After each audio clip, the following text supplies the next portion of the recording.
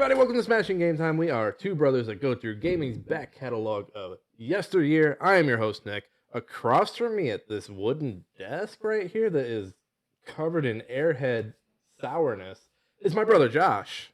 This episode is sponsored by Airheads. No, it is not. Do not let him say that it's sponsored by Airhead. It's not, but it is our snack of the night. Nick, what are you drinking? I'm drinking a 2023 S. Pellegrino. I like the way it fizzes on the back of my tongue. And, it just makes me feel warm inside. And when I have the shits, it really calms my stomach down. Yeah, that's fantastic. I'm actually drinking a 2022 Coca-Cola Zero Sugar. Wait a minute. You offered... So he came here, if you're listening, he came here with two Coca-Colas. He offered me one. They're Coke Zeros. But when he offered them to me as Coke. So I'm kind of pissed now that you're offering me a Coke Zero. What's wrong with Coke Zero? He presented it as a Coke. What's wrong with a Coke Zero? Like when you think you have water, but you accidentally get Sprite, or the other way around. I would have been pissed if I had thought, yeah, I'll take a Coke. Oh, that's a Coke Zero, you son of a bitch. It's a Coke. What's wrong with Coke Zero? It's flat. It's zero sugar. It's got aspartame. That's still sugar. That is still sugar. Technically zero sugar. Technically, it's not. Hey, you're probably wondering, why are they at this fucking desk? It is our 100th episode. That's right. We know how to count. We haven't really been, keeping track of the numbers in the episode. Like, I never come out and say, like, oh, this is episode 98. Or no, there's times you've brought up and you're like, I think this is like, no, maybe that's after the recording. Now that I think about it. Maybe. Either way, but we can count. It's episode 100. We figured we'd do something special for it. So we're here. We're at the desk. We're going to do a normal episode.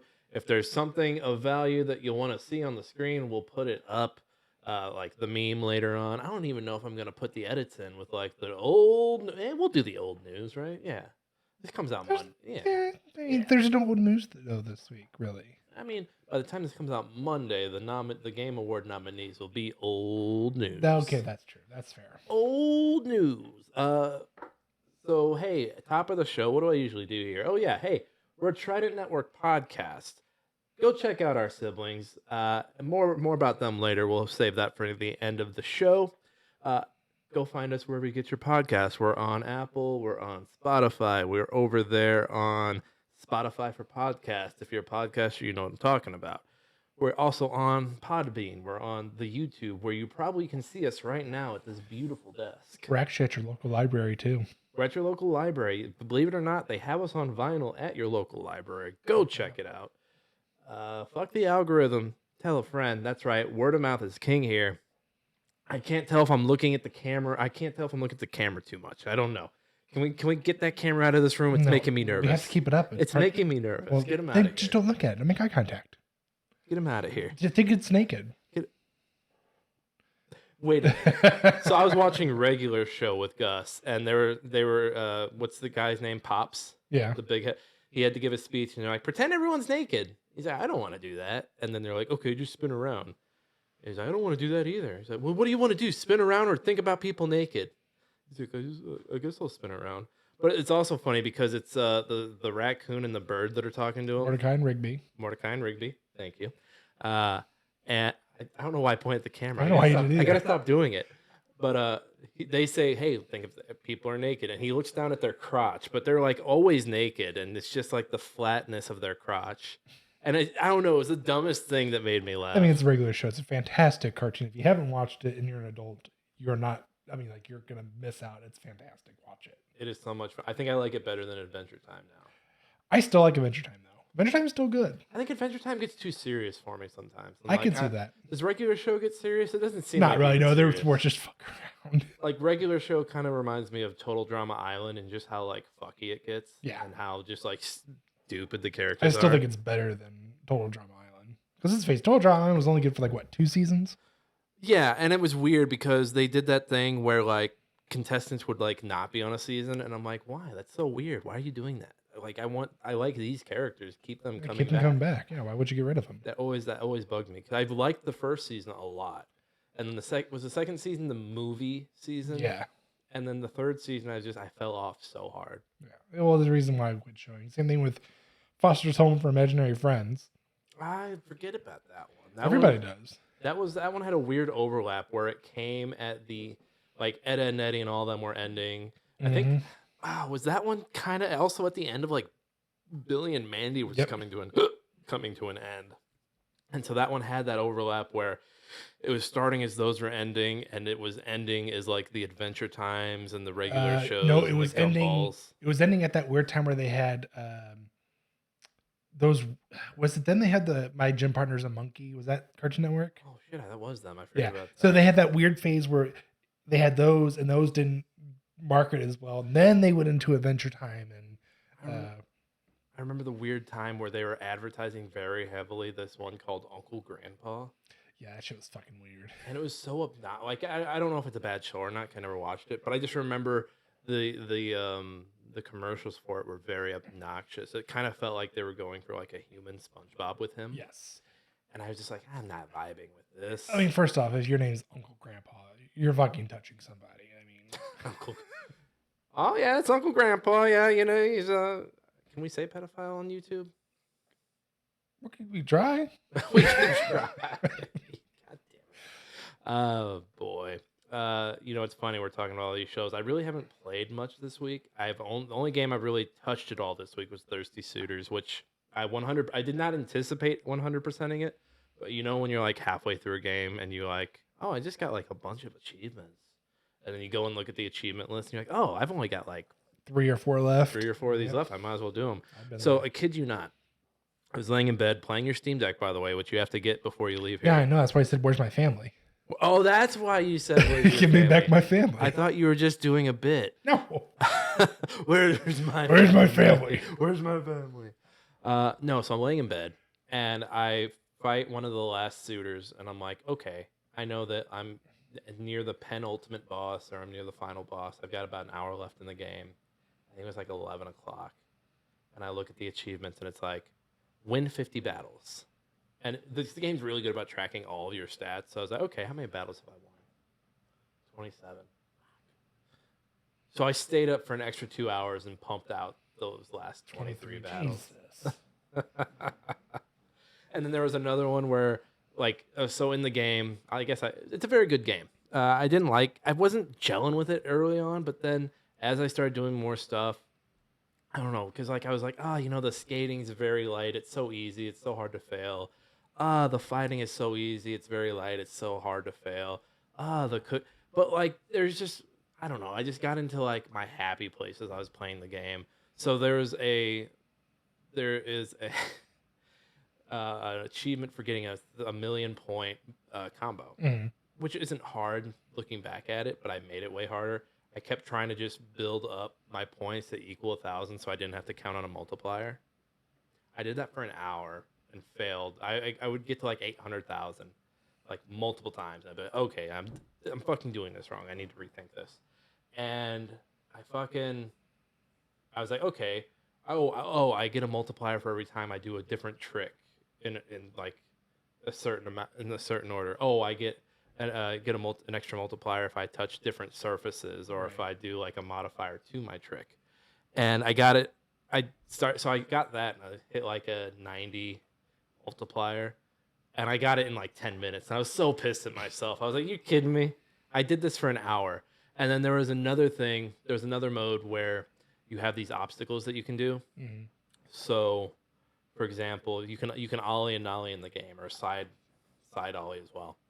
And there's this one where you can do it so you jump, and the platform has the board, what direction the board wants it to touch. The platform will only go up if you ollie, nollie, or do one of the sides. So you have to do that, and you're doing these jumps as you're doing that, and then it gets even harder, because then it has like spinning things in between each platform that you're doing that can knock you off. And so these were so fucking hard. There was one where so you have an ability where you just flip around and turn around on your board. Yeah. And so there's the one where, okay, it has these rails. Imagine this is a rail. You're going, and then here's another rail. So you have to go, whoop, and then you reverse at the top of that one, hop on that one, whoop, reverse, and you had to do that a bunch. And they lined them up to where it kept getting harder. And this is probably the most fun I've had with like a challenging puzzle like that since Super Meat Boy. It was a lot of fun. And then the story, Oh man, like the story was very cheesy. It's very Scott Pilgrim versus the World. All your exes are pissed at you because you ran off 3 years ago to be with somebody else who you don't see at all. You don't see that person. So I think that's fine. But then there's another character, and this isn't Nick like, oh, the man that they mentioned. They should have brought that man back. This is your character. I think your character identifies as a woman. I don't. She might be gender fluid, but she dates. I think she's pan or bisexual.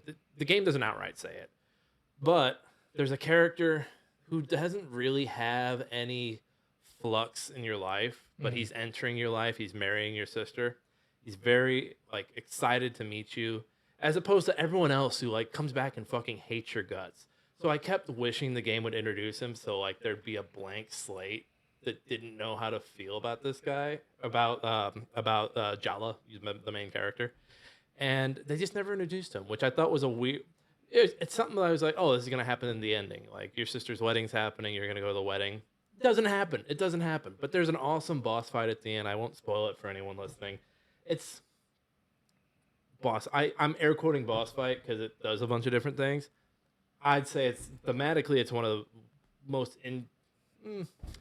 one of my favorite boss fights in the year. Other people might be like, "Oh, Nick, you're fucking stupid. That was dumb."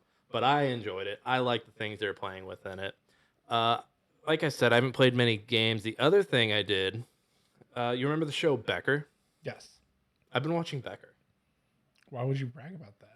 It's so fun. It's Ted Danza being a fucking asshole. Well, that's true. That's. But even then, like, it didn't last that long, right? It was 4 or 5 seasons. Okay, so longer than I thought. I thought it was only 3 for some reason. I think it was on from 96 to 2000 or 97 to 2001, something like that. Well, it's a long run. I mean, I thought it was only 3 seasons. I was like, oh, it's not that long. I mean, technically, The Flash lasted longer. Shut the fuck up. Nobody was watching that. You shut your mouth. I watched the first 4 seasons. How many seasons were there? 8 or 9. Jesus Christ. I think 9. I quit after a while because it's just repetitive. How is an episode? Okay, how the fuck is an episode so long? The man can cross the fucking world, and how long does it take the Flash to cross the world? Not very long. Not very long. I mean, even like in the cartoons, he can run pretty fast. I mean, yeah, it's pretty. So you're telling me they could find 22 hours of this man running, 22 hours of this man running every season. You ready for this? Let's hear it. It's literally because he claims every fucking episode he is the fastest man alive, and yet somehow there's always a main villain who comes for that season who is faster. It's just hard to believe in it. Like, what other? The only Flash villain I'm aware of is was it Nega Flash? Reverse Flash. Reverse Flash. What other villain? Because the only thing, like, how can you possibly fight him? It's just other people running. Well, I mean, there's more than just Reverse Flash. What other villain? Name another. Dr. Flash Zoom. villain. What does Dr. Zoom do? He has the Speed Force 2 he's asked. Okay, name another one. Like another Speedster villain? Just another Flash villain. Captain Boomerang. What the fuck does Captain Boomerang do? It's in his name. He fucking throws boomerangs. Are they fast? They're explosive. Okay. Mirror Master. What's Mirror Master do? He can basically hop in and out of mirrors, like his dimensions. And how is that not Mysterio? Who came first, Mirror Master or Mysterio? Mysterio, if I had to be like the guesser. You're gonna piss off our comic listeners. That's okay, because I'm speculating. I'm not hardcore into this shit. I'm just assuming or guessing. Every fucking Flash villain you named is so fucking lame. Like I cannot There's handle it. more than that. I cannot handle how lame each of those. It kept getting lamer. This guy throws a boomerang. This guy has mirrors. Next, you're gonna tell me there's fucking Rubber Ducky Man. They did have the rubber guy, yeah, technically. Not Rubber Ducky, but he's made of rubber. He's basically the DC's equivalent of Mr. Fantastic. Well, now I kind of want like a superhero or a supervillain called Rubber Ducky. I think that'd be great. I just want a DC show that doesn't. Oh, I take it back. There was really one good one. Arrow. I enjoyed Arrow for the first 4 seasons as well. Did Arrow run longer than? No, it ended sooner because Stephen Amell was like, "Yeah, I'm done. I want to do something else." He's like, "I'm out." He pulled a Chris Evans. I want out, guys. Arrow was first though, right? Yes, and it was fantastic. The first 3 seasons. Oh, first 2 for sure. Like it was so good. I'm sorry for your loss. I remember being at a friend's house and he showed it to me, and I started watching it, and I was like, this shit's fucking good. It was like, to me, it was like How I Met Your Mother when you showed it to me. It was that fucking good. I watched all the way up, and I remember every week I had that shit recorded, and I was watching it. I love the idea of you coming over and the friend being like, "Well, I have to go run some errands real quick, but here you like turning turning on like a babysit. Here you go, guy. Here you go, buddy." I'm not gonna get distracted by. Is that man wearing a hood? And just sit down and start watching it. He's like, "Buddy, I'll be right back. Go ahead and watch this." Yeah, I heard you. Go. But no, so I watched Becker, and he's a fucking asshole. And that first episode actually has him, like, one of his first patients is a 7-year-old with AIDS. God damn. Yeah. And he's sitting there joking with him, like, yeah, that's what you want. And then it's like, oh, okay, you guys rebound Becker by having him, he ends up, like, he goes to buy a used car, and he ends up not buying it. He ends up using that money to help the kid buy... because his mom can't get him to the hospital because I believe she's a single mom with 4 kids working, and just doesn't have time to transport him. So he ends up using his money to pay for the services and also pay to get him rides out there. And I'm like, oh, okay, he's a fucking asshole. But then it's also got what's her name from the Saw movies? Shawnee. I think it's Shawnee Smith. Remember, she was Amanda. Oh. Yeah, and I forgot in that show she is constantly not wearing a bra. This is just nothing but Noobsville. And I was like, yeah. And I think that was the thing. And you've watched a lot of Friends. Was Friends? Oh yeah, it's bad. I mean, it's very. Oh, was that the style back then? I think that. Well, I assume it is. I mean, I know the reason they're Noob Show, for those who don't know, is lights in Hollywood are very hot and very bright. Very bright. So they have the AC cranking in those motherfuckers. Now, the one thing I will admit, and this, I'm just going to switch it for just a second, but the one thing I don't understand is, in that scenario, why are the women the only ones we can see their nipples? Why can't we see the dudes' nipples at that point? Well, because all the dudes are cut, unlike us. Like, if this room was really cold, you'd see. I've never seen Jonah Hill's nipples. That motherfucker's fat, or was fat. Yeah, but he was always wearing jackets when he was younger. That's fair. That's fair. So here's my thing, and you know what, people. The men of the world, nipple lovers of the world might be like, whoa, buddy, slow down. Why don't shirts have padding in them? Just like a little like pad right here.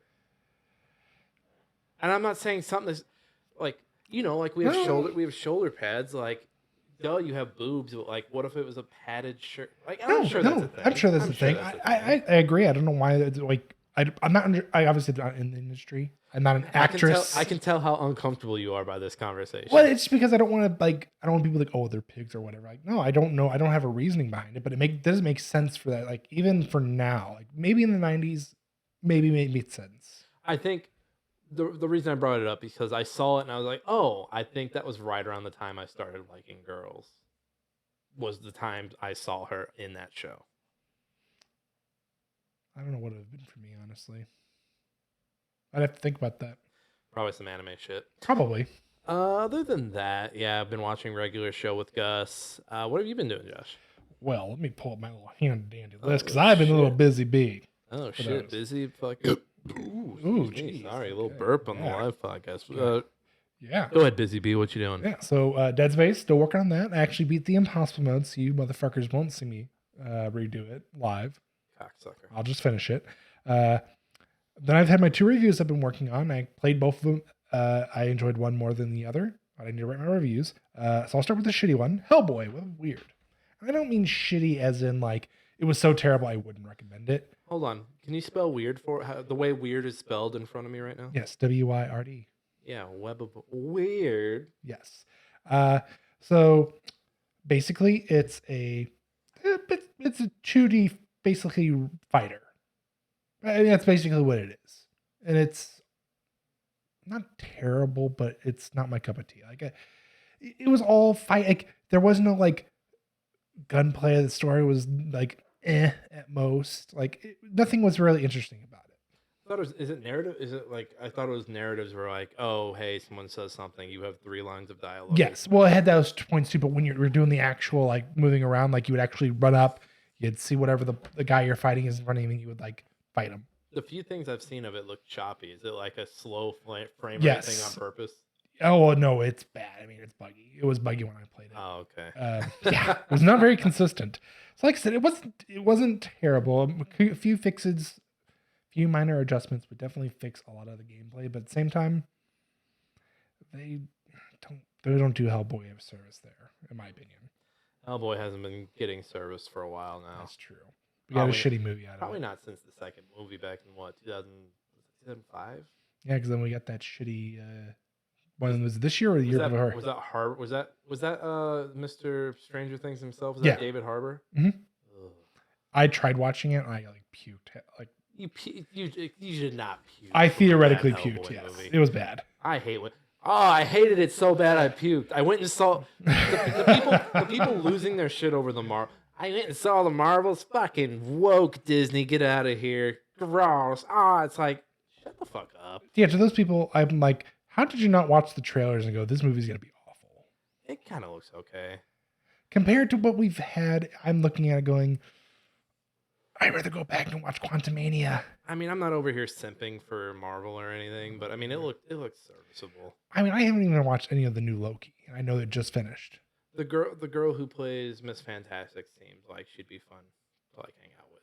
Yeah, but she seems like she's a very funny person. I keep seeing the trailers for it. And I'm just like, I think I'll just wait for anything else at this point. I think that's what I've always liked about the character Miss Marvel. Like the few times I've like playing that awful Avengers game from a few years back is like how much of a fangirl she is.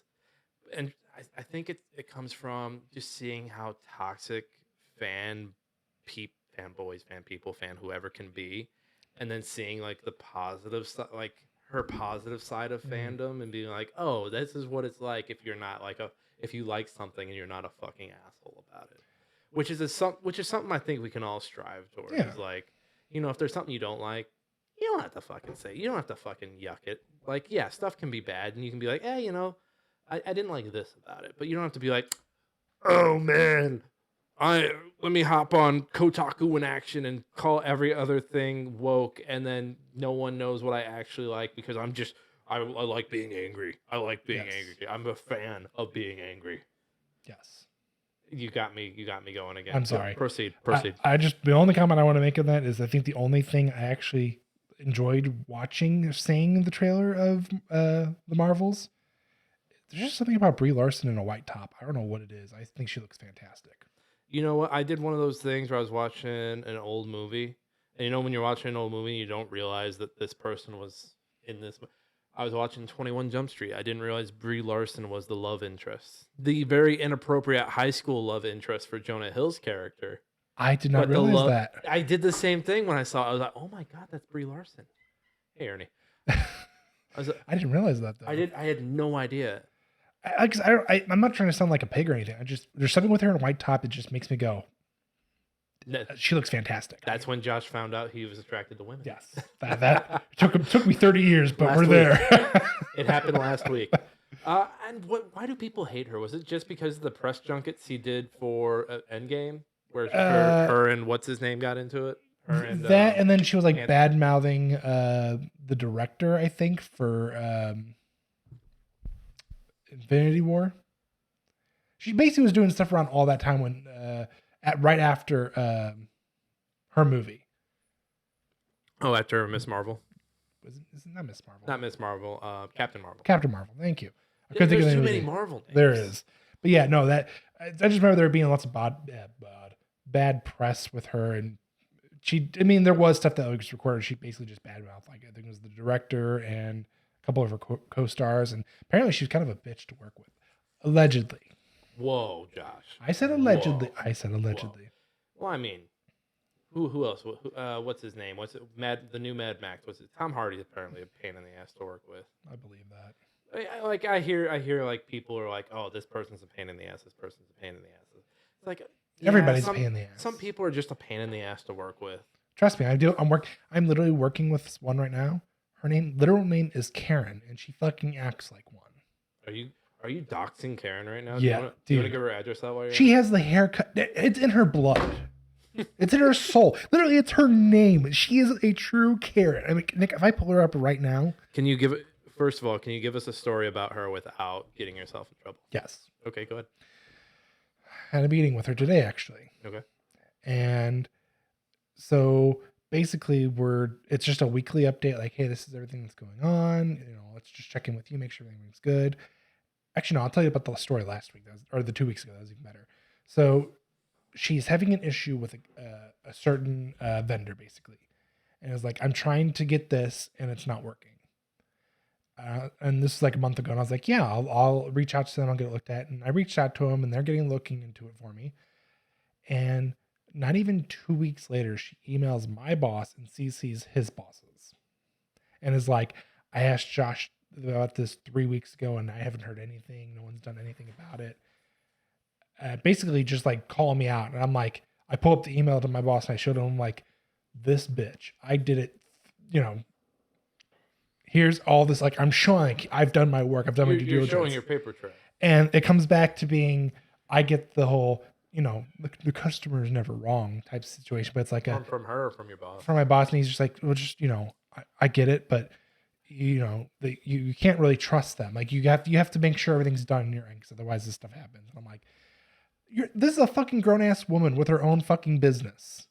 I told her, if you do not hear anything, let me know. If she can't fucking do that, how the fuck is she running a business? Doesn't your boss listen to this podcast?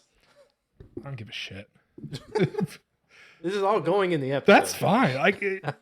I'm just being honest. Like, at what point is the customer wrong? At what point do you put the blame on the customer? Yeah, fuck the customer.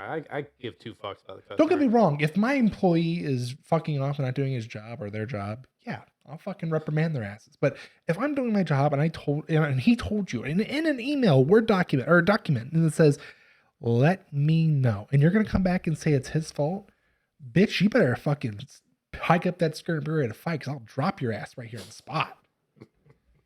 People fucking...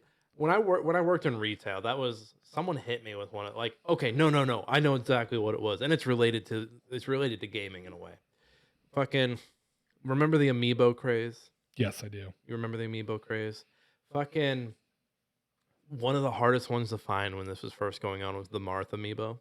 I do remember that. And our store, like, so there were websites that would track different stores' inventory, which is crazy to think about. That, like, there were these secondhand stores that weren't, like, Target related that were like, oh yeah, this store has 4. That said we had 4. So if you went into our store, there weren't 4. So I had a guy come in and ask. And he was like, oh, hey, like, the thing says you have 4. Do you have them? And I scanned it. I was like, yeah, it says we have 4. Let me go look in the back. Could never fucking find them. I think someone had stolen them or they'd fallen off the truck or something. Whatever. Or maybe it could have been one of those things where, like, the Pikachu ones were rung in as that. Yeah. And so they thought they had extras of these running around. Whatever. I come back out. I'm like, hey, dude, I was back there. I was back there for a good, like, 10, 15 minutes. Hey, dude, I couldn't find them, dude. Like, I'll keep an eye out, but I don't think they're back there. He's like, yeah, okay, whatever. And I thought it was the end of it. And I hop on Reddit because I started to collect them because I think at that time I had a Little Mac. Like, a Little Mac was a cool one. Yeah. It was also hard to find for a little bit. And I hop on the Reddit, and I see a motherfucker post, Target employee hoarding Marth, Cape Girardeau. I don't live there anymore, so good luck trying to find me. But so I look at it, it's like, yeah, I went in, and this fucking asshole went into the back and looked for him, and came back 10 minutes later, made it seem like he was looking really hard, and said they weren't there. I think we're going to have a problem with employees starting to hoard these things. Please tell me you called him out on it. I didn't. I did not. You I should have. I was very new to Reddit at the time. I want to say it was 2013, 2012, something like that. You should have called I should have been like, hey, motherfucker, listen here. You should have called him out on that shit. And I should have fucking hoarded them, too. They probably never found them, did they? I don't think they did. Yeah. Because I did try to scalp. Remember when they were doing the like the tall Elsa dolls? Mm-hmm. Tried to scalp those. I did not make my money back. Yeah, because everybody's like, fuck you. I equaled out because I forget what I didn't consider. What they don't teach you when you try to scalp something is shipping's expensive if you try to ship something that's 6 feet tall. Yeah. That's why you do it local. You scalp local. You scalp local. With big items. With big items. Hey, buy from a local scalper, goddammit. Josh, anything about... That's her, by the way. Oh, boy. Yeah, she looks the part. Oh, she plays it. When's the last time she got her haircut? 1989? Just am I wrong? Hey, this is the podcast that gets shots fired. Calling it now. Am I wrong though? You're not. Anything about Savant? Savant Ascend remix. Is that the retro first person shooter? No, it's more of a, I called it a 2D bullet hell. Okay. In a sense of like, it's not really bullets that you're dodging, it's enemies. And it's arcade style, and you don't freely move. You either roll between two platforms or jump between two platforms. And you basically are dodging little enemies. After every 2 levels, there's a boss fight. And the soundtrack is by far one of the best soundtracks I've ever heard. But it was definitely a very fun game. And every 3 levels, they introduce new enemies, and they don't really bring back old ones. Like, you get into like a new section, and all of a sudden it's like this new group of enemies that you have to fight and figure out what their pattern is to defeat them. And you don't get any like boosts, but you get this magic build up at the bottom where basically do like a sudden blast that hits all your enemies and basically hurt them really intensively or kill them. Mm-hmm. It's a lot of fun. I enjoyed it. And see, I used to hate the enemy thing where like, Gears of War just reusing the Corpser again for a boss fight. Real original Cliffy B. But now that I'm older, I'm like, I get it. It's fucking expensive to make new enemies and do all this stuff and time consuming. Use the Corpser for every fucking boss fight. It's okay. Guys. We get it's it. Okay. It's realistic. And then is this 2013? Yes. So the other day I was like just wanting to play something really quick, but I was like, I don't know what I want to play. And I was like, you know what? I've played the first Tomb Raider, beaten it. It's a good game. It's a good game. Until the like the ancient evil awakens. Yeah. And then it gets a little rough. It's just not good. It's not fun at that point. No, because then it's like what it was like, okay, this is actually really cool. It's, survival and everything, and you're learning to be Lara Croft, future Tomb Raider. And I was like, you know what? I just want to play through them because I've never actually played Rise of the Tomb Raider or Shadow of the Tomb Raider. Rise looked amazing. Like, what was that, 2015, 2016? Yeah, and they still use it as like the comparison for games. Rise is fucking beautiful. Like that opening scene in the mountain, fucking breathtaking. I was playing it on a it was the one by then. I was playing it on Xbox One, and that thing that thing's a fucking paperweight now, and it still looks great on that thing. Yeah, and I'm like, well, I've got a 4090. I now have an OLED monitor. Let's fucking. Did it?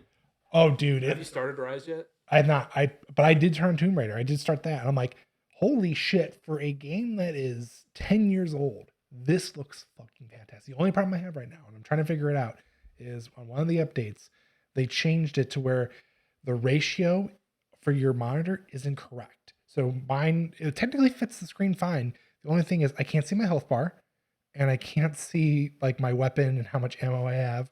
Yeah, it's problematic. Yeah, so I've been looking it up, and I've tried everything I found so far, and nothing's working. So I'm like, okay, I just haven't had enough time. I only spent like 30 minutes working on it, and I was like, you know what? I give up. I'll come back to it this weekend and figure it out then. But I'm like, I do hope Crystal Dynamics takes another stab at. I hope they like. I don't think we're ready for a new reboot yet. I think if you give it another 5 years, but then actually like the retelling of it, like do a whole Tomb Raider where she doesn't use guns. She's not killing anybody. Like, give that a try.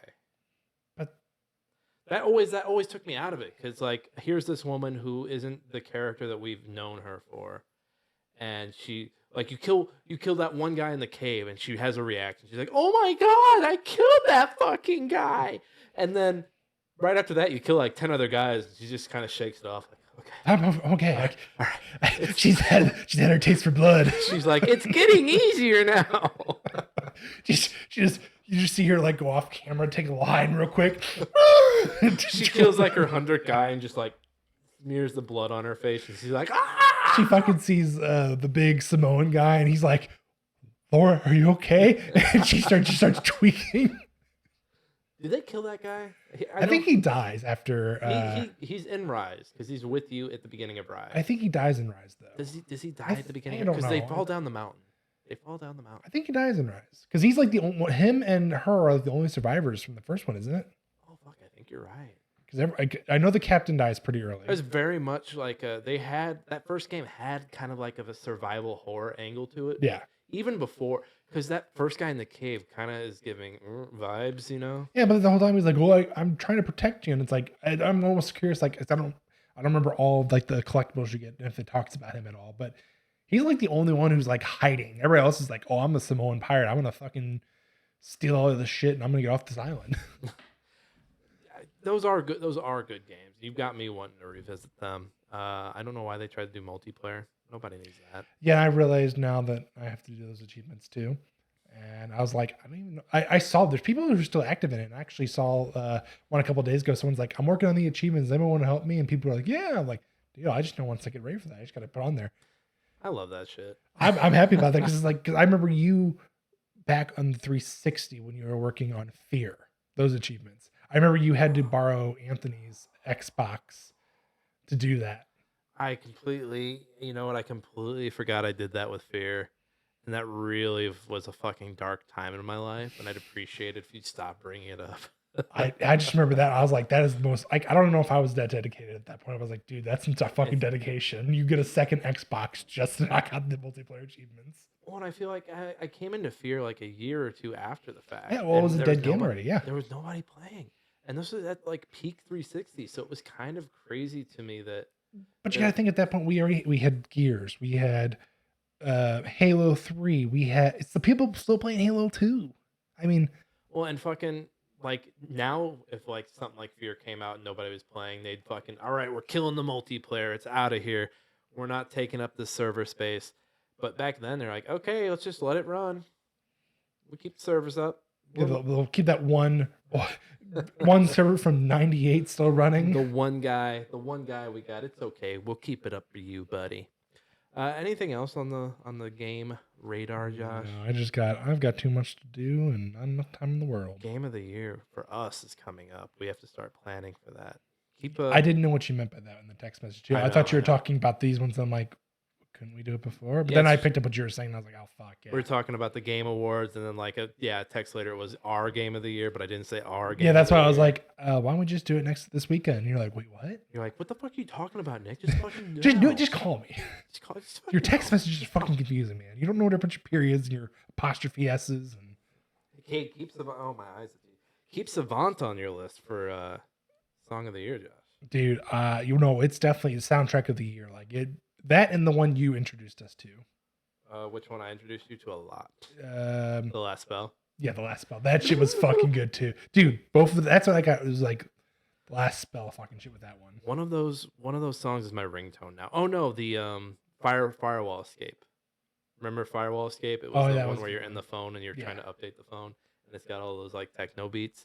I think music's gonna be a heavy hitter this year because there's Dave the Diver has some good music. I mean, indie developers and their music, dude. I don't know what it is. That shit fucking smacks. They've been top notch.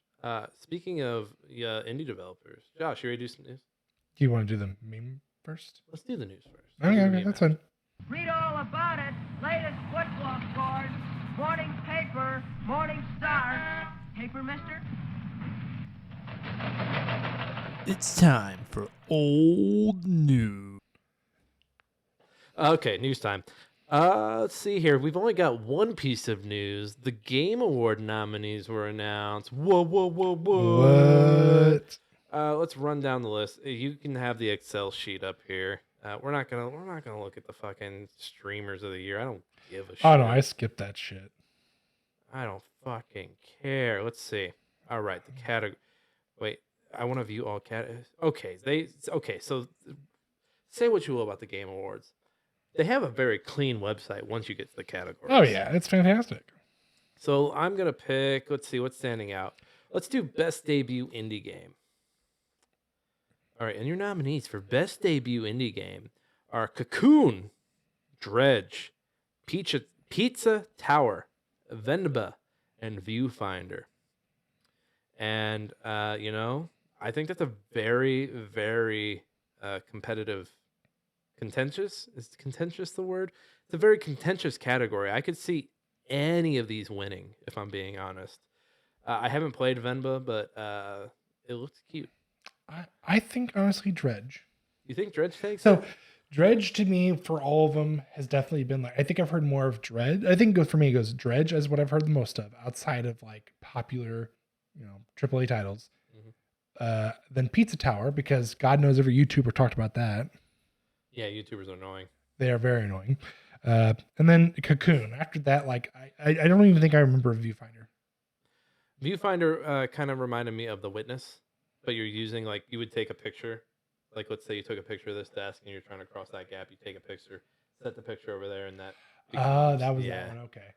I think Cocoon takes this one. I think enough people. I think whenever you have someone that breaks away from Play Dead and you can just push down everybody's throats like, hey, we worked on Limbo and Inside. Hey, we worked on Limbo and Inside. Hey, we worked on Limbo and Inside. For those guys. I think people hear that enough and they're like, yeah, Cocoon.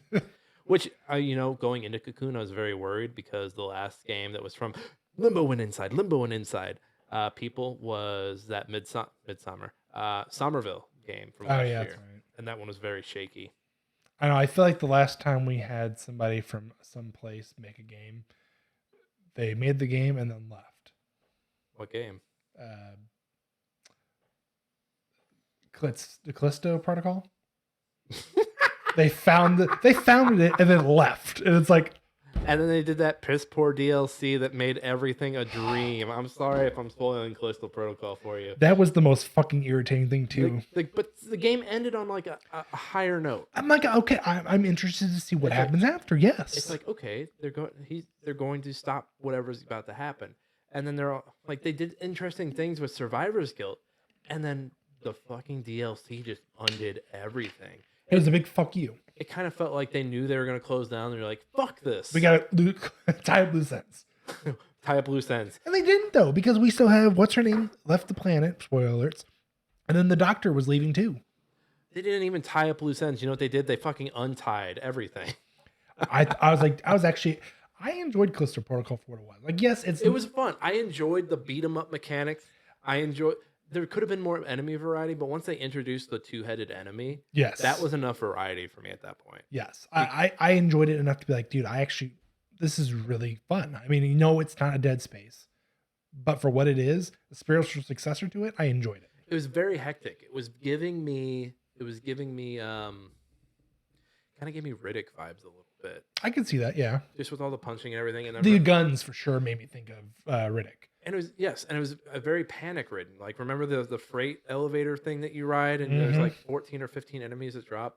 Like each enemy felt like a threat. Yes, it didn't feel like okay, let's beat them. And it definitely wasn't like we're gonna 1v1 the whole time. Like no, you had to be careful and actually be paying attention to what's going on.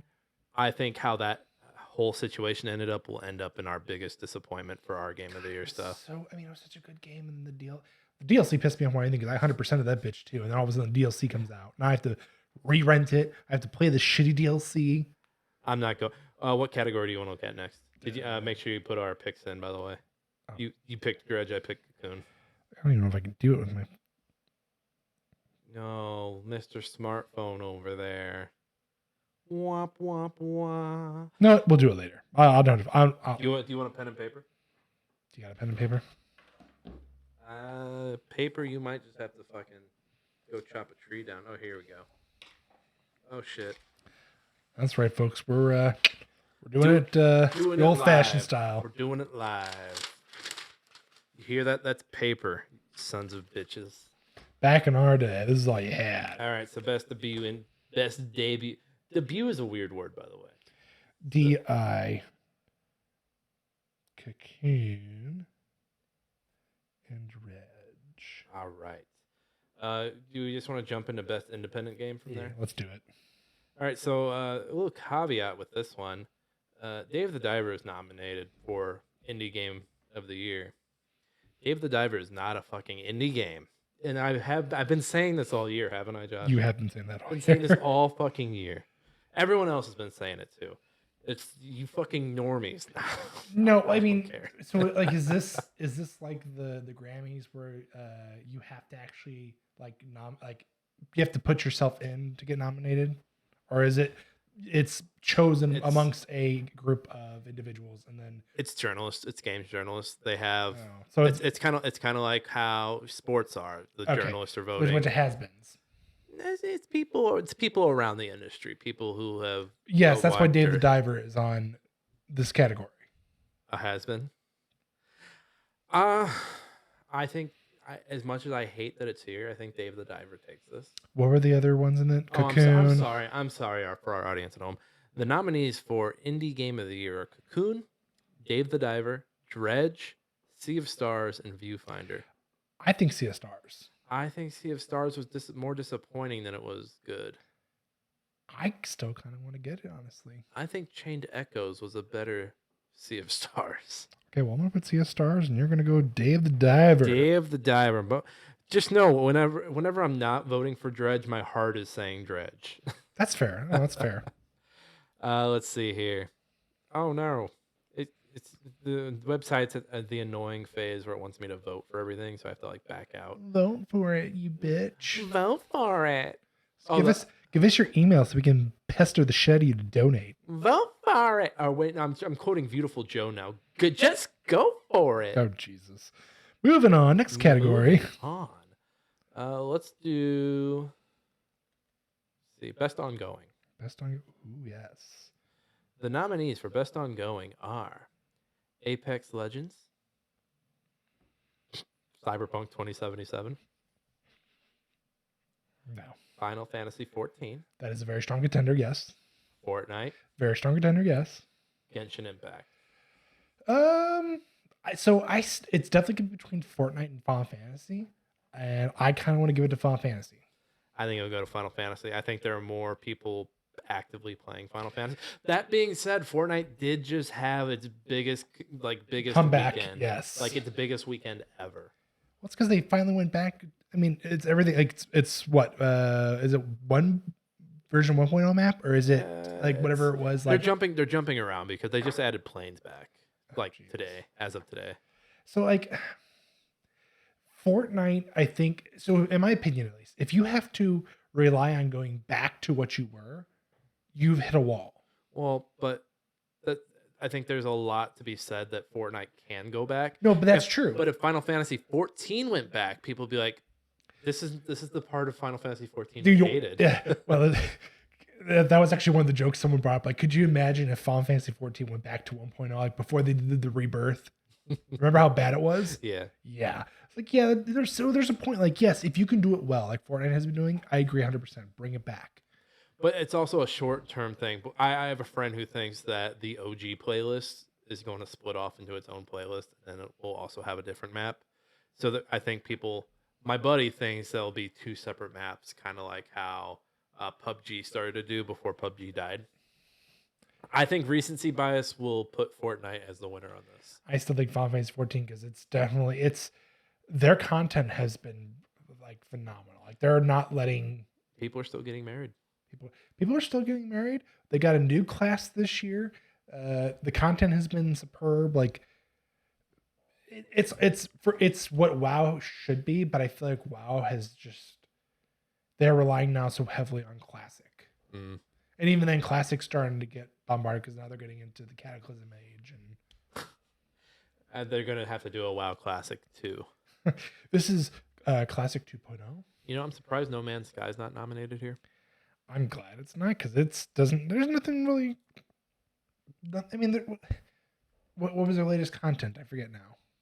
But every time I hear about that game, it's like, oh my god, it's so much better. It keeps getting Don't get me better. wrong. I bought it again a couple years ago for the PC, and I will admit it has gotten better from back when I had it on the PS4.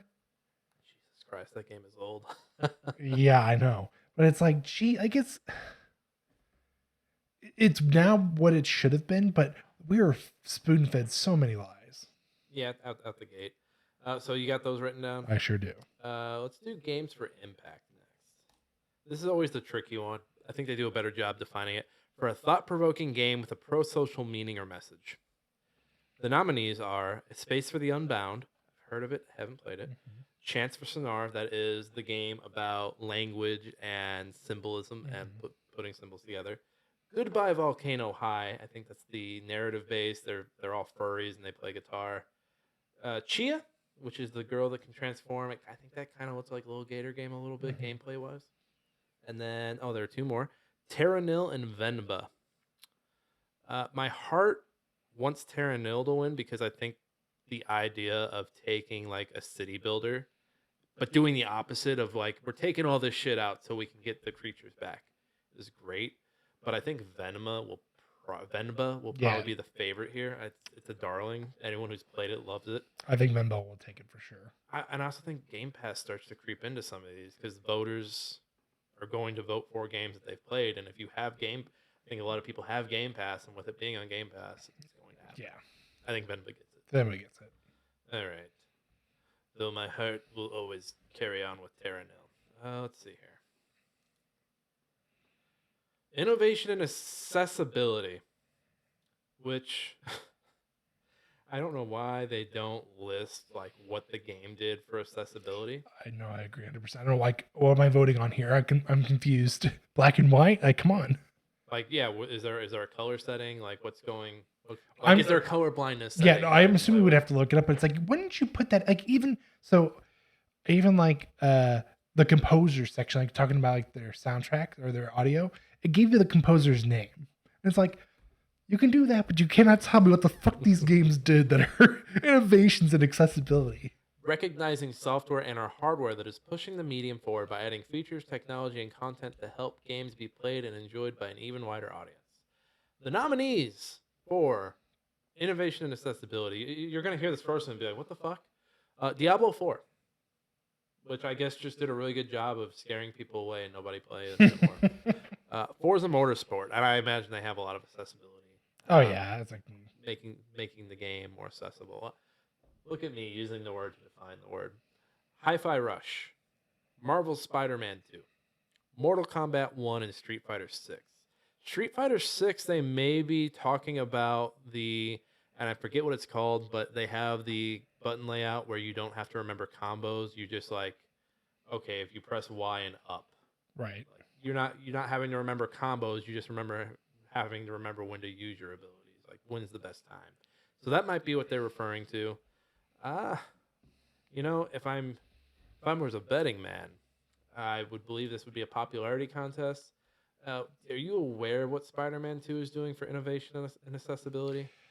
I don't know about the accessibility portion. The only thing I can think of would be, Miles will occasionally speak Spanish with his mom because she is, I believe she's Puerto Rican. Didn't they get the flag wrong? Didn't Insomniac get the flag I think wrong? so. I think so. There's also their friend, his love interest, who uses ASL, and so like you see them use it. Like it's that the only innovations I can think of to be like, but that's not really accessibility. As accessibility be more gameplay. It's more Exactly. Inclusivity. Exactly. So I was like, I think I thought I said inclusivity. Yeah. So it's like, I'm not sure what they would have done. Like, and that doesn't, I get maybe there's multiple features you can't talk, you can't pick one specifically, but like some examples would be nice. Well, now that you mention it, like I'm looking at Hi-Fi Rush on here, and again, Hi-Fi Rush was back in January, so my memory is a little fuzzy on it. But Chai's missing an arm. Mm-hmm. I believe that Peppermint is deaf in one ear. Like you have all these different characters that are that have an amputee in here. You have a deaf character in here. You have a robot that draws that doesn't know how it identifies in here. What else was there? Hi-Fi, and they just do a lot with like corporations and how evil they are. Stop me if you've heard this part before, but no, and they kind of talk about like what makes you whole and like who you are and again, that's inclusive. Right, but I don't, as far as like what features there were that made the game more accessible, is like I couldn't tell you to save my life. I think it might have been something to do with like the music, or like because like a lot of your success and encounter was attacking to the beat, and I think they had a setting in there to where you didn't have to follow it as closely. Okay. I mean, it'd just be nice to know. Like Well, I don't want to say like, oh, these people are great at making games easier, because that No, kind yeah. of devolves the conversation into the, oh, they made the game easier for people. But no, they made the game easier for anyone to pick up and play. Right. It'd just be nice to like if they were thinking of something in particularly or like their cherry on top of their accessibility, tell me what that is at least. Like give me something to now you're making me either gonna have to like watch somebody do a long gameplay who actually goes through the options to see what's available Tell us why they were nominated. yeah, like that'd be nice. Like I said, it doesn't have to be every single thing if they do several, but give me like, hey, if you're gonna play it, this is why. Let's see here. I'm gonna give Forza, honestly. I'm gonna go Spider-Man. Best performance awarded to an individual for voice over acting, motion, and/or performance capture. The nominees are Ben Starr in Final Fantasy 16, Cameron Monaghan from Star Wars Jedi Survivor, Idris Elba from Cyberpunk 2077, Phantom Liberty, Melanie Liburd from Alan Wake 2, Neil Newborn from Baldur's Gate 3, Yuri Lowenthal from Marvel's Spider-Man 2. I'm gonna give it to Yuri. Who'd Yuri play? Is that Peter? Yes. I don't know. So is Neil Newborn the vampire guy from Baldur's Gate 3? I think he is. I forget his name. This one's very up there. I would like Melanie Liburd because I've seen clips of her character from Alan Wake 2, and I'm like, yeah, that's great. That's amazing. That's cool. But I can see this either going to Idris or Neil. You know what?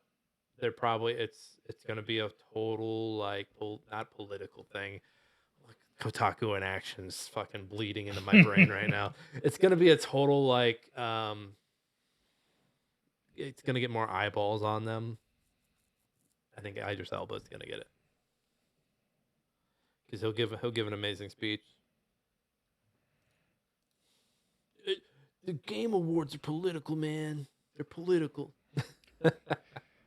I need to spend less time on that. I mean, if that's the only thing Cyberpunk wins, I'll be happy. If they win anything else, like I'm sorry. I can't believe I hate Read It because those people are so fucking annoying and so whiny. You hate Read It? Yeah, hate Read It. You know, like when you hate watch something. I thought you were calling Reddit Read It. And I was like, I hate Read It. I hate Read It. I hate Read It. Best audio design, recognizing the best in-game audio and sound design. The nominees are Alan Wake 2, Dead Space, Hi-Fi Rush, Marvel's Spider-Man 2, and Resident Evil 4. A lot of remakes in here. And by that I mean 2. A lot of horror in here too. Horror just usually has really good audio design because they want to scare the shit out of you. But my vote's gonna go for Hi-Fi Rush because that is the essential component of that game. Yeah, I don't think the remakes. So okay, Resident Evil 4 is probably the closest thing to a remake that I think is okay because it's not just a copy paste into a new engine. They actually made some tweaks. There's new voice actors, you know what I mean? Dead Space did a lot of that too, though. There was still a lot of copy and paste. Nick, they still had the old trick of glitching your ammo. Hey, man. I'm just saying. Don't get me wrong. I love Dead Space. Like that is my shit. Like that is my horror. I love it. You're talking yourself into voting for Resident Evil 4, so just do it. No, I'm not. I was actually going to go for Hi-Fi Rush too. Well, now you're just doing it to agree with me. No, That's I was just going to say I was trying to get my point being is remakes should not be in these categories. It makes no sense for them to be in here because they've had their moments. Give it to the new guys. Give it to somebody who is actually new. That's what I was trying to get. Where Resident Evil 4 is fine to be on there because technically it is the same game, but they did make differences. Like, well, then you can't argue the same thing for sequels, but there's so much changeover. It's not like everyone that made the original Resident Evil 4 is working on the new Resident Evil 4. No, right, and that's what I'm getting at. Like, and of course they had new voice actors, they had new character models, they had the level design is similar, but it's still completely different. I still think what they need to do in the future is have a best original game category. Yes. Because that'll give a category for the new fresh stuff. Because it does feel like there are categories where the new fresh stuff gets buried under the remakes and the sequels. That, and I feel like who gives a shit about the streamers and Fuck them. yeah, like I don't give a shit about any of that. Well, because Twitch's numbers are down again this year, aren't they? So as they continue to go down, I think that'll be something that award shows like this get away from. Because you don't see like the Oscars or like the Emmys being like, all right, our favorite YouTube reviewer for movies is the envelope, please. Holy shit! Well, who's the big guy that they just did a documentary for? What's his name? It's Roger Ebert. Roger, get on up here. Speaking of YouTubers, since we're talking about them, did you hear about the completionist? No, what do you do? Apparently, he left he did a charity and he had like $625,000 in like a fund and hadn't touched it for like a year or maybe longer, to the point where it's like he's like, oh, I promise we're gonna get it all spent and all that, but they weren't doing anything with it. It was just sitting there. Give it to me. But like apparently that's like a whole like thing, like the IRS got involved, the FBI I think is allegedly got involved. Is the tech people still in trouble? The Titus Tech? Linus Tech Tips. Linus Tech. That shit blew over. I would like to know what their investigation came out of it. I haven't looked it up. I tried looking up like a month after it happened and still nothing came up, and I'm like, whatever. Like I quit watching it because of it. Fuck the YouTubers. Watch us on YouTube. Best score and music for outstanding music inclusive of score, original song, or licensed soundtrack. The nominees are Alan Wake 2, composer Petri Alanko, Baldur's Gate 3 composer Borislav Slavov, Final Fantasy 16 composer Masayoshi Soken, Hi-Fi Rush audio director Suchi Kubori, and The Legend of Zelda Tears of the Kingdom composed by Nintendo Sound Team. That's a weird name. I'm going with Final Fantasy 16. As much as I want Hi-Fi Rush to win this because that soundtrack is amazing and that final fight with the Nine Inch Nails song playing is easily a top moment. Remember that for Game of the Year. I'm gonna give it to Legend of Zelda Tears of the Kingdom. That's the safe one. Though honestly, I could see anyone winning in this category aside from Alan Wake 2. Yeah. Just because the Alan Wake 2 soundtrack is good. These other ones are just... I mean, Final Fantasy is known for their soundtracks. There's a reason why people buy their soundtracks left and right. There's a reason the victory song is still the victory song. Let's see. Let's do a few more here, and then we'll check out of this. Best art direction. For our best... this might be my favorite set of nominees because it's pretty wide dearth here. For outstanding creative and or technical achievement in artistic design and animation, the nominees are Alan Wake 2, Hi-Fi Rush, Lies of P, Super Mario Brothers Wonder, and The Legend of Zelda Tears of the Kingdom. I automatically take the two Nintendo games out just because it's another Zelda, it's another Mario. Nothing's changed. Same formula. They tweaked the art direction. Yep. The art direction for Tears of the Kingdom is essentially just Breath of the Wild, but you're putting stuff together and building dicks. Yes. Why did you grab your dick as I said that? I didn't know. Let the camera show. The camera showed that I was wiping my leg. You went straight for my dick. I think Super Mario Wonder has a stronger argument for this category. But I argue with that. It's the same exact Mario we've had since the Wii. And all they did was add a couple of new mushrooms or a couple new abilities, and that's about it. They added some the multiplayer stuff doesn't really matter, but in this category. But what was I gonna say? I was gonna say something about it's just another side-scrolling Mario at this point. Honestly, I feel like this category is between Hi-Fi Rush and Lies of P. I'm leaning towards Lies of P because of recency bias, and people seem to really fucking love that game. I need to go back to it. Yeah, and as much as I like Alan Wake 2, I feel like just because of the whole debacle with the frame rate and the fact that it was only on Epic, or still currently on Epic. And you know what? Because I was at Target the other day and I was like, oh, I want to see an Alan Wake 2 box. And then I remembered they weren't doing a physical release. And I was like, that is really fucking stupid. And someone said they should have, I think it was an old exec from Sony or Nintendo was like, oh, they should have done a physical release. And it's like, They did this. No. They did the Dave Chappelle where they. Oh, he fucked up. oh, we bought. Yeah, I want to think I mean, I want Hi-Fi Rush one, but I agree. I think Lies of P is the. I think that's the front runner. Just it's recency bias, and that's what everyone's playing. I think Hi-Fi Rush really gets hurt in a lot of its categories just because it came out So early. In 10 the months year. 10 months ago. Yeah. Best narrative, and this is for outstanding storytelling and narrative development in a game. First of all, I love that Alan Wake 2 was nominated for so many games. For so many, I think Alan Wake 2 and Baldur's Gate 3 were the highest Yeah. nominated, which I love because I thought it was going to seriously be awesome. Which I think right behind it then is Spider-Man. Spider-Man. Then behind that's probably like the two Nintendo games, and then behind that is Hi-Fi Rush. Which honestly, Zelda did not get nominated as much as I thought it was going to. Oh, I thought for sure it was going to blow up just as much as Baldur's Gate and Alan Wake 2 did. So, but I'm glad it didn't either because we'll get there. We'll get there. Best narrative, we have Alan Wake 2, Baldur's Gate 3, Cyberpunk 2077, Final Fantasy 16, and Spider-Man 2. Marvel's Spider-Man 2. So this is where it starts to get a little tough because obviously Baldur's Gate 3 is fantastic. Fantastic, but the narrative is different for everybody. So I Right. don't know if you can make the argument. You can't really make that argument very well. And again, for outstanding storytelling and narrative development, so I mean, you're developing the narrative as you go. Right. So I mean, it's obnoxious to have this argument about it.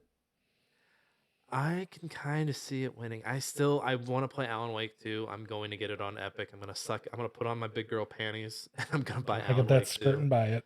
I'm gonna hike it up. If Cyberpunk 2077 wins this category, there will be riots in the street. If it does, I will sell my left nut. You could just sell it now. You don't have to wait. No, I'll wait because I have to. Once I have a kid, I'll sell it. There's a market for it, Josh. You can Yeah, sell your I'll nut. make $100,000 off my left nut. I'm gonna go Baldur's Gate 3 on this one.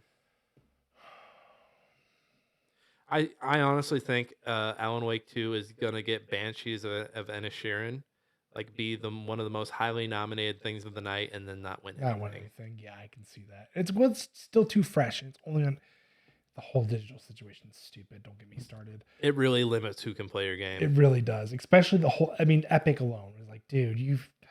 Review codes alone, like how many people actually are rocking the Epic Game Store who review games, and they're like, oh yeah, I'll go put that in. I don't think all the games I reviewed. I don't Everything's think any of Steam. the codes have been Epic. No, all of them have been Steam. Yeah. There was another game that did that earlier this year. I forget what it was. I see. Another game I have yet to play. I definitely don't see Spider-Man doing because Spider-Man. I mean, it's good, but it's Excuse me. same with Final Fantasy 16. I enjoyed it. I still need to go back and finish it. I've never finished it, but I don't know. I'm torn on this. Because I just think back to Baldur's Gate 3, and the thing that's still fresh in my mind is the opening scenario with like the refugees, Yeah. and you solving that with the trolls, or I'm sorry, the not the gnomes, the little guy, gremlins. They're not gremlins. Goblins? Goblins. The goblin camp. Didn't It's even think of 10:30 goblins. at night. I need everybody to calm down. I think I'm going to agree with Baldur's Gate 3 just because technically everybody can have their own unique experience. So that just to me is like, well, that's not only just being able to tell your own story, but also replayability is there because you can always switch it up. Right. Best game direction. This is always a weird category because we're not. Fuck this one. We're not doing this one. As you make me, It's all the same nominees as Game of the Year. It's like why bother? Why are we doing Yeah. this? Why are we doing Why this? are we doing this? Let's do best adaptation. That's a fun one. This is for. Oh, it just kicked me out. But recognizing outstanding creative work that faithfully and authentically adapts a video game to another entertainment medium. You have Castlevania Nocturne, Gran Turismo, The Last of Us, the Super Mario Brothers movie, and Twisted Metal. I'm gonna throw one thing out there. Why the fuck is Gran Turismo on here? That isn't. It was a little light in the category this year. So I'm taking that off immediately. There's no way that wins anything. I'm going Last of Us. I'm gonna go Castlevania. You wait a minute. I thought you did not go the way you thought you were going to go. Which way do you think I was gonna go? I thought you were gonna go Super Mario Brothers movie. Fuck no. I'm gonna go Castlevania. Yeah, it's not. That shit's so good It's though. not kids voting. I do think it's gonna be Last of Us. Okay, so you go Last of Us. I'll go Castlevania. I mean, have you seen? The original Castlevania. I saw the pilot for that, and that looked really good. So I haven't seen this new the Nocturne one, but I've seen all the past seasons of the show that they had. Mhm. It's really good, and I keep seeing the trailers for Nocturne. And I'm like, God damn, that actually looks really good, and I want to watch it, but I don't have Netflix. I saw Kotaku in action bitching about it. The vampires, they're all black. I don't know. That's That's probably it, honestly. You know what? You're joking, but that's probably one. That's pretty close. Are you sure you didn't make that post? No. No, it wasn't me. It's so woke. It's so woke. Most anticipated game, and then we'll do game of the year. Okay. Recognizing an announced game that has demonstrably illustrated potential to push the gaming medium forward. Keep that in mind as I read these. Final Fantasy VII Rebirth. Mm-hmm. Hades 2. Mm-hmm. Like a Dragon Infinite Wealth. Mm-hmm. Star Wars Outlaws. Tekken 8. Again, these are illustrated potential to push the gaming medium forward, not backwards. Forward. There's only 2 games on that list that I could even think. I'm going Hades 2.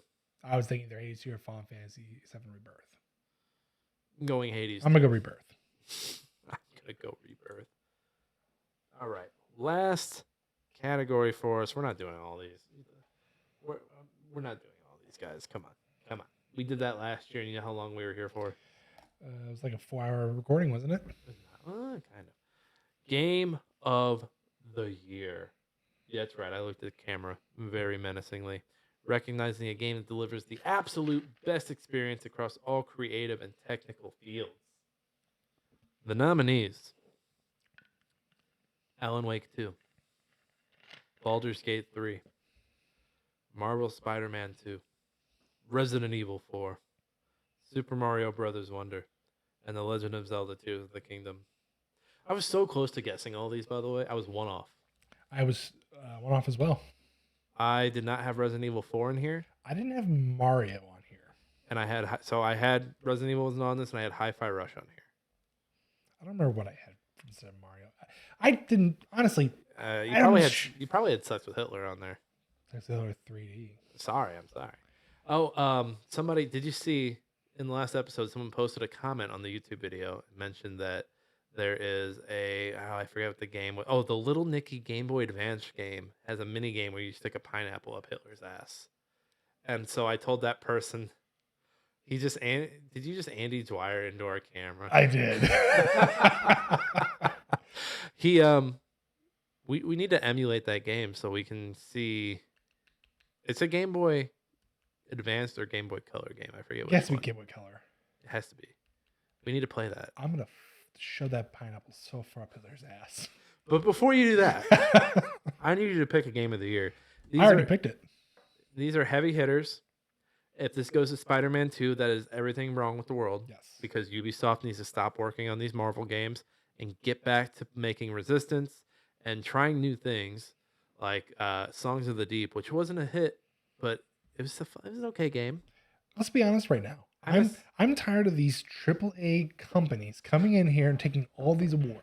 Tired of them taking our jobs. You know who deserves it more than anybody on that list? I think I know what you. I'm not gonna. I don't want you to tell me because I don't want it to sway me. Neither Nintendo game is winning. No, fuck them. Zelda had its day in the sun back in 2017. Tears of the Kingdom is just a Breath of the Wild reskin, but Minecraft. Well, it's basically every other sports game. They removed one feature and added a new one. Please, if I turn that into a clip, you're in trouble, Dude, sir. That's gonna be my next meme. Okay, so on the count of 3, you know what, I'll say mine. I'm going Baldur's Gate. I'm going Baldur's Gate 3 as well. Okay. My number 2 would be Alan Wake 2. So I agree with what you said earlier. Alan Wake 2 is definitely going to just be the most nominated, and it's going to get a churn. It's not going to get anything, Yeah. which is okay because it shows that it was still a powerful It's contender. just an honor to be nominated. Not only that, but the most, I mean, you said tied for most nominations? I'm pretty sure Alan Wake and Baldur's Gate are tied for the most. I don't, with it being so new and with it being all digital, I think that has constrained it so much it's stuck to be a nomination. What I think will happen is that they won't win anything, and then Control 2 will come out in like 2 or 3 years. Fucking sweep everybody. I can Just see fucking that. sweep it. I could see that. And the Game Awards will get to where the Oscars are, to where oh hey, Martin Scorsese, you didn't win for this great movie back in the 90s. Oh shit, The Departed. Okay, you win. You fucking win. Yeah. That's what Remedy. Alan Wake 2 was amazing. Sorry we didn't give it to you. Here it is for Control 2. But that's not to take away from Control 2. I'm sure it's going to be an amazing game. I still need to play Control 1. I do as well. That should be a game that we play together. But so yeah, I think we're going to both go Baldur's Gate 3 here. Game Awards are the 7th. Yes. Oh, I have an improv show why do I always have a fucking improv show during the Game Awards? Do you want me to record it for you? How would you record it? Don't worry about that. Trade secrets. What's the line from The Hangover where they're talking about Mike Tyson's friend? Don't worry about Milo, like his friend that got eaten by the tiger or something like that. Yeah. So those are our picks, folks. Check back in a few weeks, and we'll see what's going on there. A few quick news beats here that Josh wasn't kind enough to list out for me, so I'm gonna remember off the top of my head. Steam Deck OLED got announced. Oh shit! Yeah, I forgot to add that on there. Sorry. That's fine. We're not getting it. I'm holding out for Steam Deck 2. He's still holding my Steam Deck hostage. I'm holding his Steam Deck in my hand right now. I have your Steam Deck in my hands. It's on your crotch then, because I don't see your hands. That's what I call. Are you diddling my Steam Deck? I'm not diddling your Go Steam diddle your own I kids. am going to miss it because I like playing Tetris. What did you just say? I said go diddle your own kids. Oh, Jesus. I'm not leaving that in the episode. What's wrong with you? Oh, boy. We have to start over the whole episode now. You know that, right? But fuck that. You better get going. Yeah, OLED came out. I'm waiting for Steam Deck too. What else was there? The PlayStation Portable thing has surprisingly been selling out. You know what it's nicknamed right now? The Dad Controller. The dad, because yeah, your kids can watch cartoons while you're playing on it. That's cool. I still just can't believe it though. Like I'm not saying that it's not well deserved. Obviously, people want it, but I'm just like, I looked at it and I was like, I have a phone that can do it, and a PS5 controller I can just hook up to my phone, and if not, I can just play it on my Steam Deck same way. Oh, I forgot that Bluey video game's coming out soon.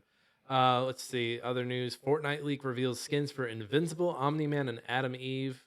I am getting those. I'll get all 3 of those. I think I have my V-Buck allowance will be enough for me to afford that. Let's see here. Were there any other big hits for you, Josh, this week? Mortal Kombat has another shitty fatality come out. Oh, was it the Thanksgiving one? Yep. That's like people are calling it the worst. Yeah, behind the Halloween one. So the Halloween one? What was that? Like your face just turned into a pumpkin and they smashed it. So remember Halloween 3, the weird Halloween movie that didn't have Michael Myers. Yeah. So it was basically like that. Like your head turned, like you basically threw their head into a pumpkin. You bashed it and threw it up and kicked it against the door, and then maggots and shit were coming out of it. It was stupid. But yeah, I mean, and the fact that you have to buy it I'm sorry, you've hit a new low when you're paying $4.99. I'm assuming it's $4.99. I don't know what the price is, but you're hitting an all-time low. You're paying $4.99 for a single fatality. Go buy your golden horse armor off of Oblivion while you're at it. Are they still doing? Because didn't they do a Mortal Kombat where they gave you a token? You could pay for a token to just do fatalities and not have to put in the codes. I think so, but I don't know. Which is just crazy to me. Oh no. No, not bad news. I'm on Polygon seeing if there was any news I missed. And there's an opinion piece here that I totally agree with, but I should have written it. Everyone slept on Quantum Break, but you don't have to. Quantum Break was amazing. I actually bought it it was like a couple months ago and said I was going to play it. Never did. Quantum Break is amazing. I Quantum Break walked so Control could run. If I'm remembering right, I think I got like 4 missions into it. And I think what happened with me to stop playing it was the stupid episodes in between because I didn't want to miss any plot. You could skip. It was just side characters. But You weren't still, really I mean, missing there's plot to it. I want to know what's going on. I think the game controlled really, really well, and it's so fun and it moves so fast. But fucking the final boss is ass. I'll say that. Littlefinger, bad boss fight. So real quick before we get out of here, we got a few emails. Let's answer them, and then we can get out of here. Oh, we got to get the meme too. Oh, meme. Hey, you got a meme for me? Me time. Oh, I sure do. This is my guys. I don't know if you noticed this past couple weeks. I've been on fire. I've been making them because He's been memeing. I'm sorry, they're just not that good. I've looked and I've tried to find stuff relevant to what we're talking about, and it's not good. But for those who can see it on the screen, Nick will put it somewhere here. Put it up in post. So it's the Simpsons episode where they're on the cruise and you see a bunch of the characters in a circle betting against 2 monkeys fighting. On the top of it says, "Bring dead Nintendo loyalist at any Game Awards." And in the middle of the 2 monkeys fighting with knives, I have the latest Zelda game and the latest Mario game. I was surprised you made it. I was like, this is a high quality shit post, Josh. Yeah. Good job, Thank Joshua. you. Good job. I was proud. Originally, I had Modern Warfare and Legend of Zelda in there. And no, I'm sorry. No, I had Modern Warfare 3 and I had the King Kong game. And I was like the... People arguing over worst game of the year. Yeah, something like that. And I was like, no, I want to do something better. I was like, and I looked it up, and apparently every time there is a Zelda up, there's always a Mario that's up. Yeah, they've been pretty close Yeah. the last few. So I was like, few oh, that go is around. so fucking perfect. Because that's basically, I mean, that's the truth, though. Like, they're going to be like, oh, it should be one or the other. It's like, I don't care about anything else because I love Nintendo. Like, dude, get an Bah. Xbox or PS5 and get the fuck out of here with Nintendo. Bah. Yeah. Bah. Okay, let's do some quick listener emails. I got a small handful here. Asking people to send them in.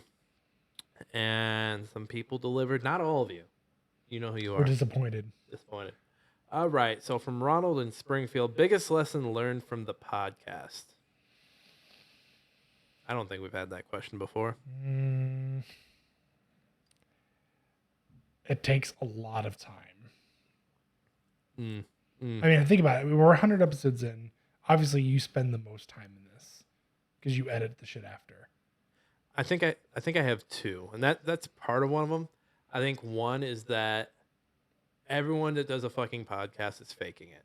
Yes. Like you can see, like I don't know, like there's just so many people that like are just faking some aspect of their podcast, or like a show that you really like that you think is very popular isn't as popular as you think it is. Because I've started like looking at like and you know, games media is kind of a mess right now, and looking at like kind of looking at those ones I thought were really popular, and then like kind of seeing that like they don't really have anything around them, and like, oh, the only thing they have is their name that they're going off of, and they don't really have that foundation or that footing.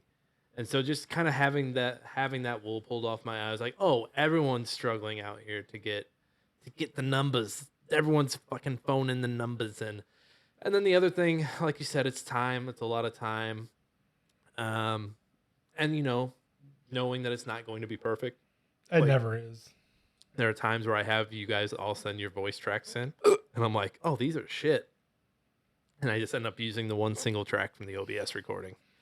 And just knowing, like, when you're doing the EQ, it's not going to be perfect. Everyone's going to have different sound qualities coming. Like, we're not a quality studio. We don't have the same equipment. We're not all in one spot. Yeah, but then you also have to remember some people are listening on, like, $2 headphones they got from the airport.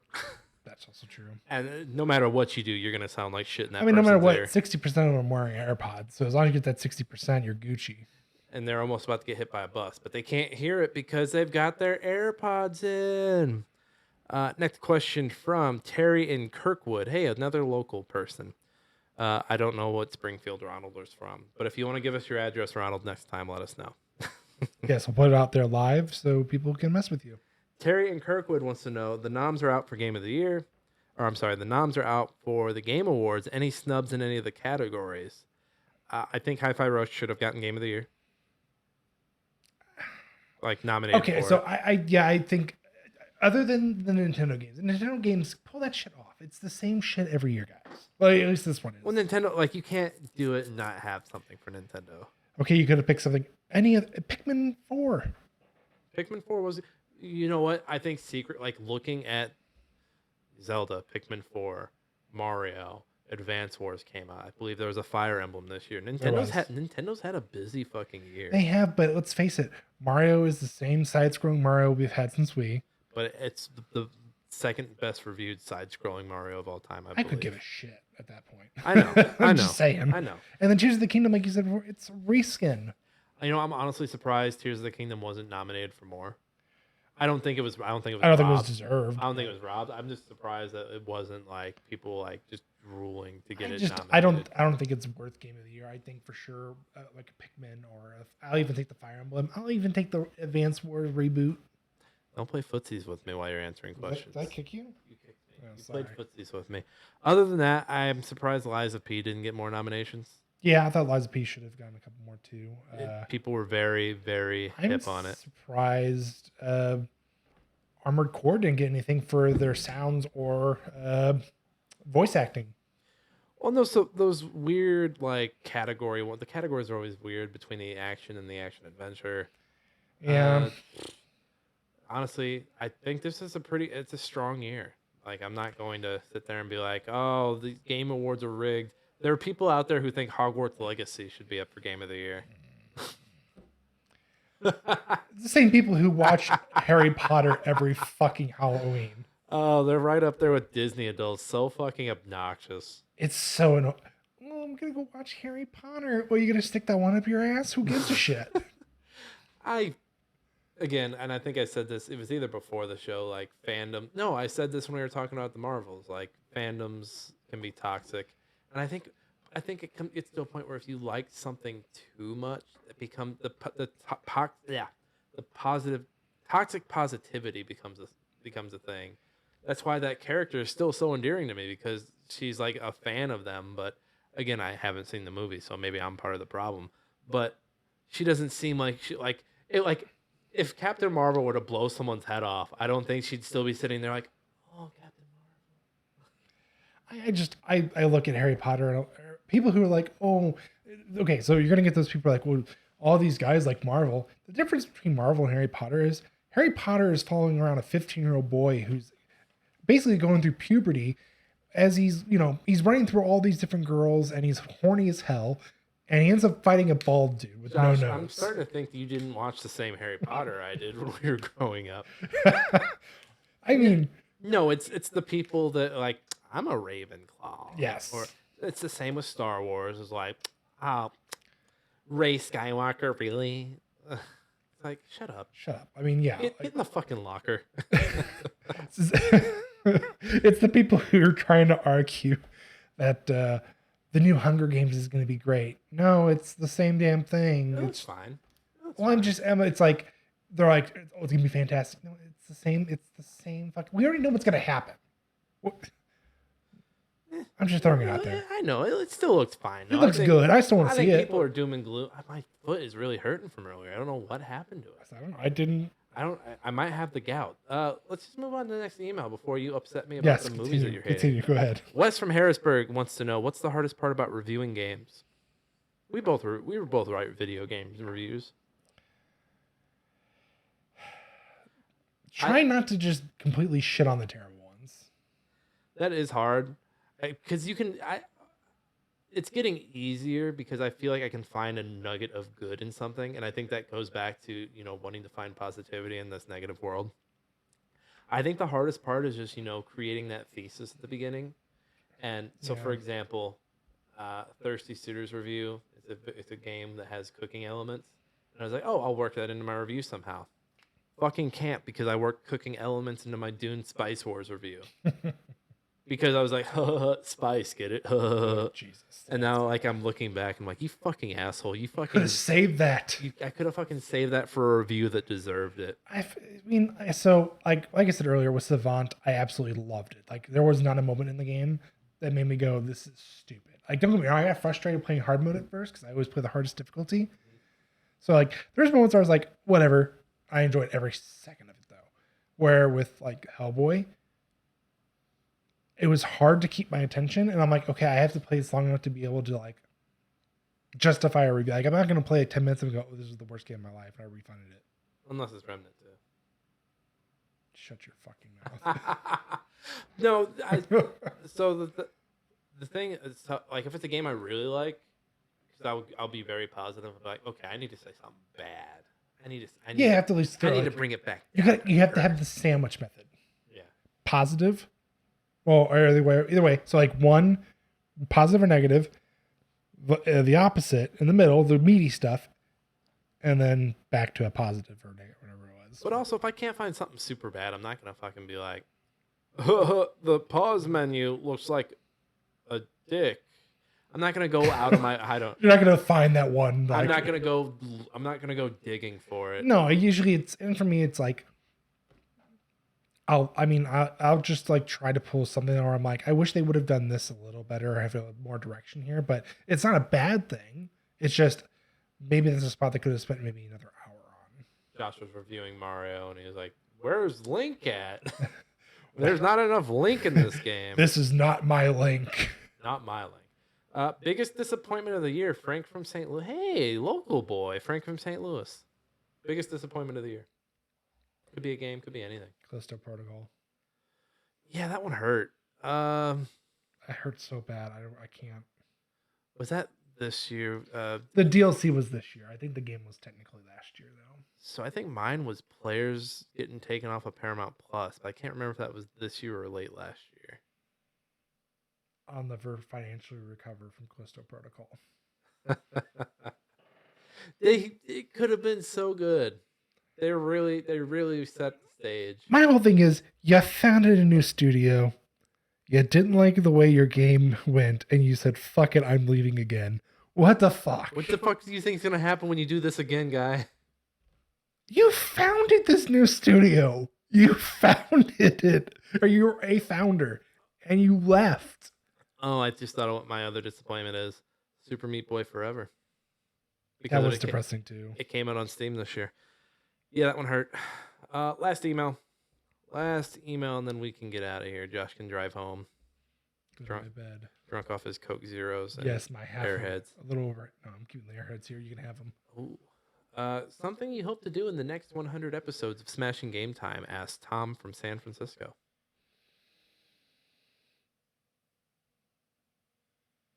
Have a more grand 100 episode. You know what I mean? Like this was good, like being live, but I'm hoping at episode 200 we have like multiple guests. Bro, are you saying this 100 episode's not any good? No. Well, I'm just fucking with you. God I don't damn care. it. I don't care. Good episode, bad episode. I'm putting it out. Yeah, more guests. there's a lot more content, I would say, for sure too. I don't know if you guys have noticed, but Jake has been gone for a little bit. Jake had to step away for some personal time, aka playing Brawlhalla while we're recording. Yeah. What's different? He was doing that while he was in the room with us. He was retired when he was with us. He's back in the game. Jake's a Brawlhalla junkie. Yeah, more guests. Having the guest on. I would love to have the guest do Game of the Year. Yes. I think we're trying to launch the website here soon. I think having the website will help with that as well. I eventually want to do a Patreon. That seems to be the route. Make a little bit of money here, there. I mean, even if it's just like a little bit, just to be able to not benefit us, but like Pay for a camera. better equipment so you guys can see our ugly faces better. Yeah, pay for some new lighting, pay for a camera. I think that'd be dope. I just don't want to do a shitty Patreon where, like, I've seen one where someone was like, and I'm not going to say the person's name because I respect them, but it's a bad Patreon. They send you a Spotify soundtrack that they made, or a Spotify playlist that they made. I'm sorry. That sounds awful. And that's like the key thing. But you know what? They still make a couple thousand off of that Patreon. Guys, I will send you pictures of my feet. I'm not afraid to take pictures of my feet. They're okay feet. I'm looking at them right now. Yeah, but yeah, more guests. I want to do more interviews. We actually have more interviews coming up, but I'll save those for the runoff at the end of the show. More desks like this, and maybe that could be like a patron thing where we get together once a month and do a desk episode. That's like a little more chill. We're not sitting on the desk like No, I was sixteen thinking candles. we do like an Eric Andre show where we like destroy the desk and a new one comes up. Motherfucker, we're not destroying this desk. This is a nice desk. We'll destroy it and get you a better one. No, stop it. Stop it. This was free and it was nice. So it's double nice. What else do I want to do? More cameras. Like this camera right here is a loaner from the library until we get our own. Because we look like shit on webcams. I want to do more in person. I'd like to get out to like a video game store in St. Louis. That'd be cool. So if any local video game stores are listening and they want to welcome us into their store to record an episode, we would come do it. Hell, I'd work behind the counter for an hour. I'll suck your dick for an hour. No, he will not.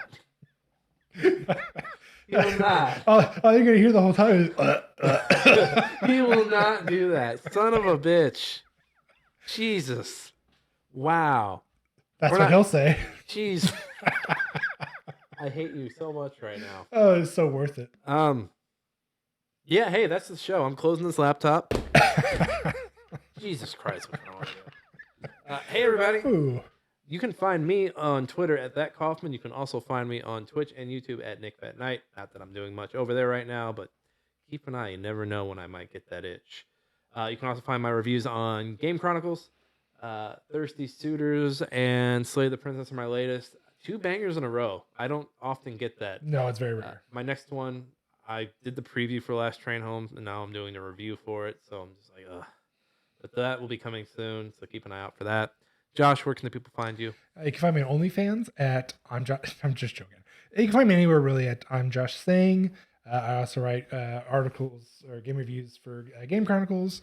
I'll have Web of Weird and Savant Ascent Remix shortly. Hellboy Weird. Remember, that's WYRD. Yeah, it's very weird. It's very wired. Hey, we are a Trident Network podcast, but this is actually our last episode with the Trident Network. We've decided to spread our little baby bird wings and go independent. We just decided it was time. We wanted to do our own thing. We appreciate our time with the Trident Network. We appreciate all the folks that we've worked with over there, all of our sibling podcasts that we've pitched to you when we can remember their names. Still go check them out. We still love them. We'll still support them. But we, as the song says, and I might be butchering the lyrics here, you can go your own way. And we're going to do that. I think with the website and hitting 100 episodes here, it's the perfect time to go our own way. I want to get more involved, getting some gaming videos up of us playing, like doing some weird series stuff. Maybe a Baldur's Gate. No, that's a lot. That's a Baldur's Gate 3 series is a big. I mean, it commitment. sounds like a XCOM situation, and I don't want to go through that again. where I just kill all you of our kill everybody, characters. and then I'm going, God damn it. But we'll find some series, and as the website starts to go, we'll start getting some of our own reviews up there. I still want to write for Game Chronicles, but I would like to have our own website because Agreed. I would love to do our own reviews. Because I've seen other sites like get review codes, and I'm like, you have the readership for that, and they don't. I mean, it can't be that hard for some of the, like, obviously the AAA. I tried getting on Capcom's team, and they told me to go fuck off. So I hear what's harder is actually some of the indies are harder to get a review copy. really, because I mean, literally, I remember like thinking to myself, I really want Resident Evil 4, and the only way Mark's going to give it to me is if I have a VR headset for the PS5. Didn't do that. So it's like, no, I want to reach out to Capcom just to see, and I messaged them. I sent my stuff in, and I didn't get a fuck you, but I might as well have. What'd they say? Go fuck yourself. Did they really say No. What'd they say? I said, unfortunately, we are at capacity for content reviewers. Please try again later. Well, it's because everybody wants to be a content reviewer. It's the easiest thing in the world. I know. Everybody. I just wanted a free copy of Resident Evil 4 Remake at the time. I'm going to be blatantly honest there. Everybody wants to be a cat because a cat's the only cat. Who knows where it's at? But yeah, hey, thank you, Trident, motherfucker. Sorry. Thank you, Trident. We appreciate you guys. I'm surprised anybody even wanted us back in the day because we were a completely different show when we started. Oh, yes, we were. We covered every game in the year of that year. We did every game in 2000, all the way up to 2009, I believe. God, that was such an awful idea. We're definitely have to go back and touch those up. Touch those up a little bit. And we got some exciting stuff coming up. We got an interview with the at least one of the devs over there at Black Tabby Games, creators of Slay the Princess. Also an interview coming up with Team Ugly over the holidays, the creators of Ugly. Some games I had the opportunity to play that I really dug and just wanted to pick the brains of the folks behind them. So keep an eye out for those. A game of the year. We haven't decided on the week that we're recording or the week it'll be the week of Christmas when it comes out. But we got to sit down and figure out a recording schedule for that. Got to figure out our categories. So hey, it's gonna be a busy next few weeks here for Smashing Game Time. Yay! Let's do all of the game of the year stuff in person. Then we don't have to have a third person here with us. We've obviously this episode's almost 2 hours long, so That's fine. we can obviously argue in person together. That's fine. Just maybe not this late. Maybe not this late. All right, hey, this has been Smashing Game Time. I hope you had a smashing great time. We'll see each and every one of you next time.